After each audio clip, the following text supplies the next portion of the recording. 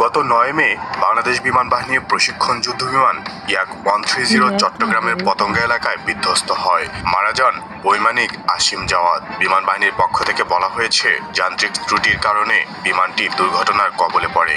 সম্প্রতি বিমান বাহিনী ঘাঁটি জহুরুল হক ঘাঁটি থেকে একটি প্রাপ্ত ভিডিওতে দেখা যায় যে অত্যন্ত নিম্ন উচ্চতায় পরপর 3টি এইলেরন রোল সম্পন্ন করার চেষ্টা করার সময় রানওয়েতে প্রায় আছড়ে পড়ে।